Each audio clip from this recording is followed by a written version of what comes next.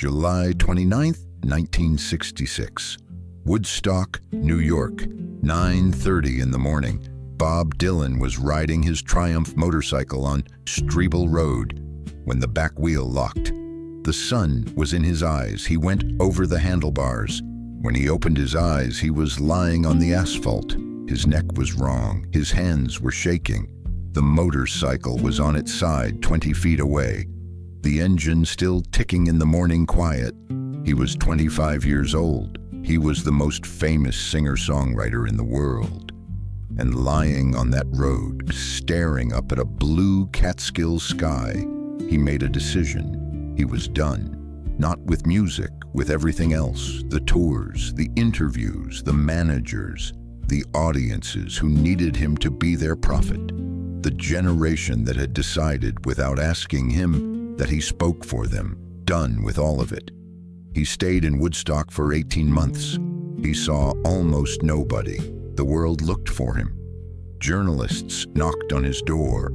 Fans camped in his garden. Rumors spread. He was dying. He was dead. The CIA had taken him. He had lost his mind. None of it was true. He was at home, reading, writing, watching his children sleep, trying to remember who he was before everyone decided who he should be.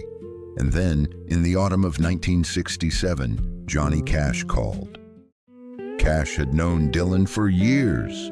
They had crossed paths at folk festivals, at awards ceremonies, on the margins of the same industry.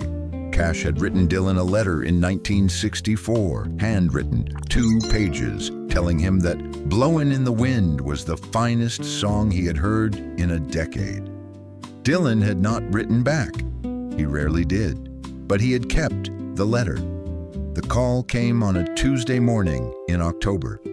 Cash's voice on the telephone was what it always was, low and unhurried, like something coming from very far away. "I hear you've been hiding," Cash said.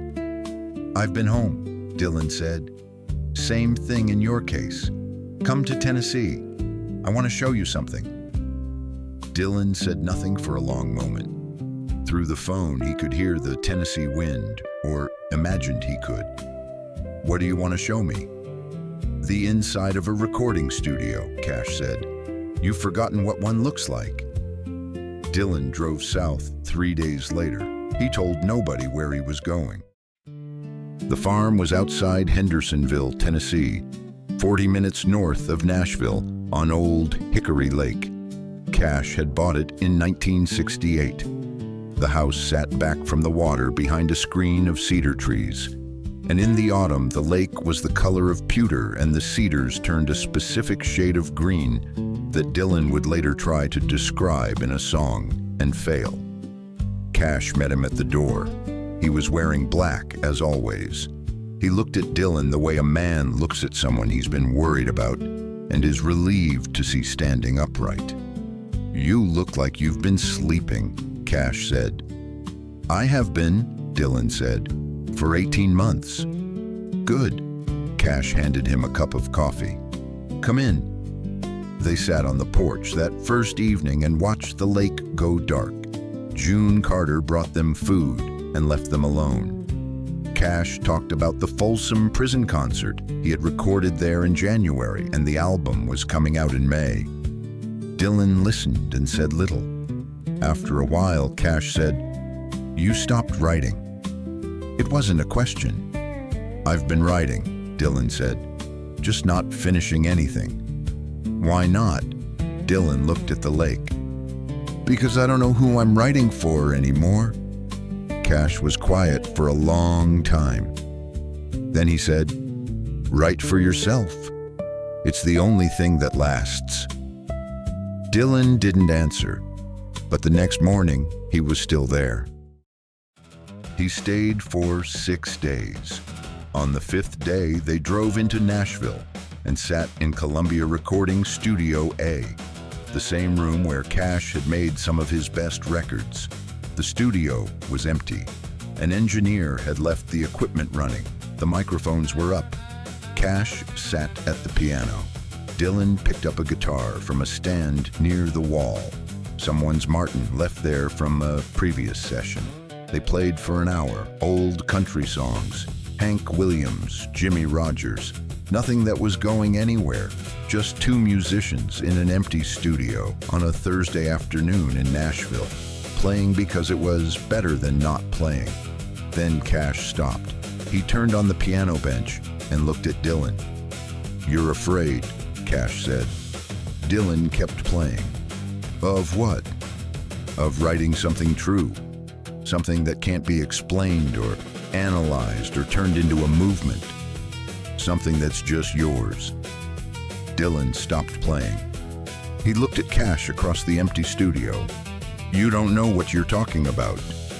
"Then prove it." Cash reached into his jacket and placed 10 $1,000 bills on top of the piano. "Write me a song, right now. Something completely honest. No poetry, no mythology, no Bob Dylan the prophet, just the truth. You have until midnight." Dylan looked at the money, then at Cash. "And if I can't, then you go home and you admit that you've forgotten how to do the only thing that ever mattered." The studio was very quiet. "And if I can," Dylan said. "Then," Cash said, "you keep the money and I keep the song."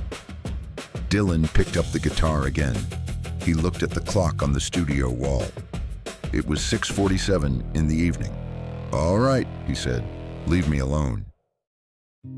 Cash left the studio. He drove to a diner on Church Street and ate a plate of eggs and read a newspaper and came back at 11:30. Dylan was still at the microphone. He had been recording. The tape was running. Through the glass of the booth, Cash could see him hunched over the guitar, playing the same chord sequence over and over, his lips moving. Cash sat in the engineer's chair and watched without turning on the intercom. He didn't want Dylan to know he was there. At 11:58, Dylan looked up and saw him through the glass. He held up 2 fingers. 2 minutes. Cash waited. At midnight, Dylan played a final chord and let it sustain until it faded into the room noise. Then he put down the guitar and came out of the booth. He sat across from Cash. He didn't say anything. "Play it back," Cash said. Dylan reached over and rewound the tape. He pressed play. The song lasted 4 minutes and 11 seconds. It had 1 verse and 1 chorus, and a bridge that Cash would later say was the finest 40 seconds of music he had ever heard in a recording studio. Dylan's voice was stripped of everything. None of the surrealism, none of the word games, none of the persona. It was a song about a man who had been given everything and understood none of it, about a generation that had asked him to carry something he never agreed to carry, about the accident on the road, about the 18 months of silence, about what he had found in that silence and what he had lost. He had called it borrowed truth. When the tape ended, neither of them spoke for a long time.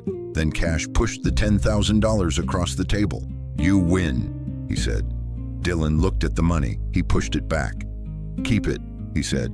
"You were right. I had forgotten." Cash wanted to release borrowed truth. He thought it was the most important thing Dylan had recorded since Desolation Row. He called his label the following week and described what he had heard. Dylan refused. "It's too honest," Dylan told him. "Nobody can hear that while I'm alive." "That's exactly why people should hear it," Cash said. "No," Dylan said. "It's exactly why they can't." They argued about it for months. Cash believed that honesty at that level had an obligation to be shared. Dylan believed that some truths belonged only to the person who found them. Neither of them was entirely wrong. In the spring of 1969, Dylan came back to Nashville and recorded what would become Nashville Skyline, his most relaxed, most country, most deliberately simple album. Cash appeared on it, singing a duet with Dylan on "Girl from the North Country." When people heard Dylan's voice on that record, softer, warmer, completely transformed from the nasal fury of 1966, they didn't understand where it came from. Cash knew. He had heard it that night in Studio A. The tape of Borrowed Truth sat in a box in Cash's home studio. He had made one copy. Dylan had kept the original reel. In 2003, 3 months after Cash died, Dylan had the tape sealed in a vault at a storage facility in Nashville. The instructions, witnessed by 2 attorneys, specified that the recording was not to be opened, copied, or reproduced until January 1st, 2067, 100 years after the motorcycle accident on Strebel Road. The vault has never been opened. Several journalists have requested access. They have all been refused. Dylan himself has never spoken publicly about the recording. There is one known account of the song's contents, a note written by Cash himself, found after his death among his personal papers, now held by the Cash family archive in Nashville. The note contains 4 words. He told the truth. Stop. None of that happened. The motorcycle accident, that's real. July 29th, 1966, Strebel Road, Woodstock. The 18 months of silence, real. Nashville Skyline, the Cash duet, Girl from the North Country, all real. But Cash's farm visit, the $10,000, the studio bet, Borrowed Truth, the vault sealed until 2067, the 4-word note. I made all of it up, and here's what I want you to think about. You believed it. You watched this entire video, and at no point did it feel impossible, because the people involved were real enough, and the story was true enough to the spirit of who they were that your mind accepted it. That's what a myth is. It's a story that feels truer than the truth. But here's the thing. I didn't need to invent anything. Bob Dylan's real story, the crash, the silence, the transformation, Nashville Skyline, the Nobel Prize 50 years later, is already extraordinary. Johnny Cash's real story, Dyess, Arkansas, Jack's death, Folsom Prison, June, the Hurt video, is already extraordinary. The reason people make up stories about these men is the same reason they make up stories about Johnny Cash shooting someone in Reno. Because greatness generates mythology. Because when someone does something genuinely extraordinary, the human mind wants to add more. It can't help itself. But you don't need to add anything to Bob Dylan or Johnny Cash. The truth is already the most extraordinary story available. You just have to be willing to look at it without decoration. This channel tells real stories, the ones that don't need embellishment. Subscribe, because we have more of them, and every single one is true. Bob Dylan, born May 24th, 1941, Hibbing, Minnesota. He is still alive. He is still touring. He won the Nobel Prize in Literature in 2016 and didn't attend the ceremony. He has never needed a myth. He is one.